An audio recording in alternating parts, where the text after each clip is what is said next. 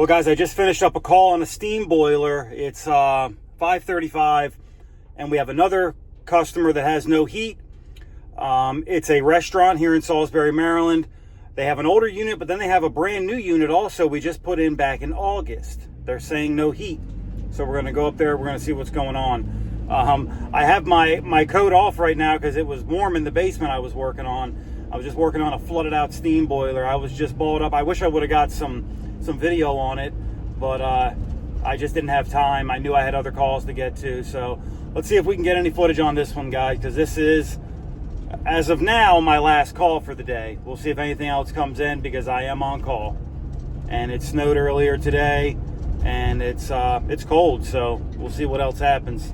Let's go see what's going on with this unit.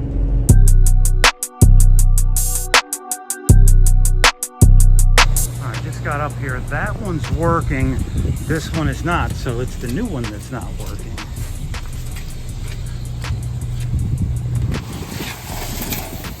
don't know what these panels are about.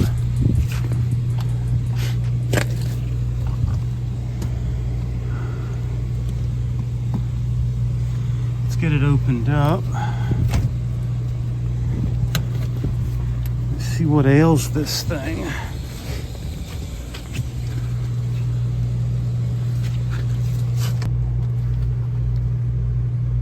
Let's see if we can find it again.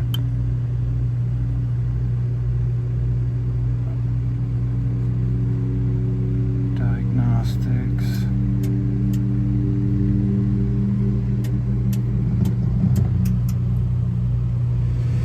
There it goes. Okay, now it's going to start.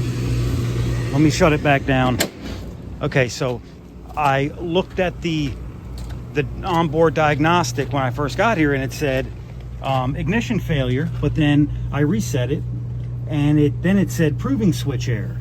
So that means we did not prove our pressure switch. So I came over here and started poking around, and I'm like, well, why isn't the draft inducer running? I don't know what this is about, because it's got a switch there. I'm assuming this is a either higher or lower temperature one.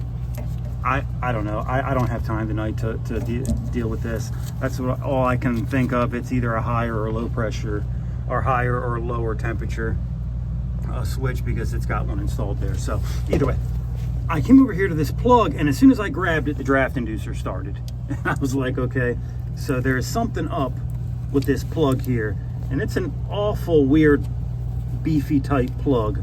So let's see if we can get this thing apart and see what the heck failed on it. I don't like this switch hanging here. I'm probably gonna cut that off there and put it somewhere else. Like I said, I could dig into the directions and see why that's like that, but I just don't have time tonight. Okay, yeah, you can see, I don't know if you guys can see that, but I can tell that this switch has been arcing some.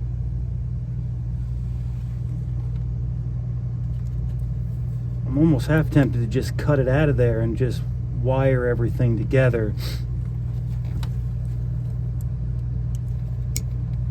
because that is certainly loose, and I don't want to leave here and have it fail again. Or what I could do is I could take a zip tie and zip tie it together like this. That is what I'm going to do. Yeah, you see it did it again while I went down. Proving switch failure. I'm going to see if this zip tie will work, trying to just jam the switch together, but if not, then I'm going to cut that plug out and just wire nut all those wires together. Let's go around here. Another thing, it's slammed up against this wall here, so it's a huge pain in the ass to work on.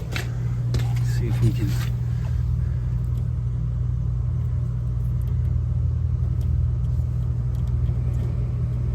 Yeah, you see? There is something up with this thing.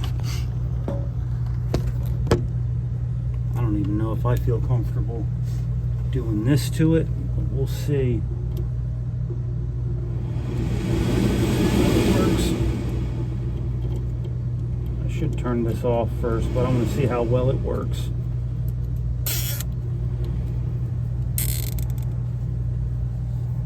Nope. See, I got that zip tied. So I'm cutting this plug off, and we're gonna wire nut all these together. We just got to make sure we get them in the right spots. That's crazy. It's a brand new unit. And that plug is trash.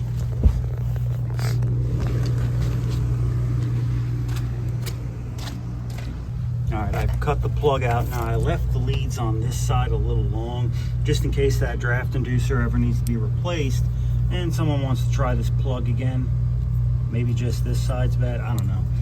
But I left the leads at least on this side long, in case someone wants to use it later. And we got them wire nutted here. I am not worried about it looking pretty. So let's get it turned back on, see if it fires. As a matter of fact, I'm gonna cut that limit switch off there too. That should have been cut out on install. That's it. Not sure what this is about, but it's got one, so all right, let's fire it up. Alright, here comes the draft inducer. Should have spark in a minute.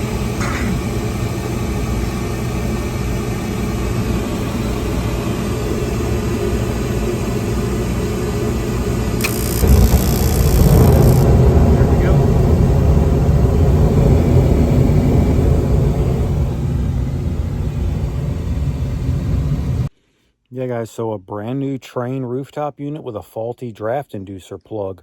I would assume this is a pretty bizarre issue for Trane. We don't put in a whole lot of Trane, so anybody down in the comments, let me know if you guys have seen that their plugs are faulty. Like I said, I don't run into a whole lot of brand new Tranes, so this could be a an ongoing issue. I don't know, but it's something we have to eat, absorb as the company, and then move on, because we just sold them the unit back in August and we have to stand behind the equipment we put in. So all right guys, that's going to be it for this one. Hopefully everybody has a good rest of their weekend.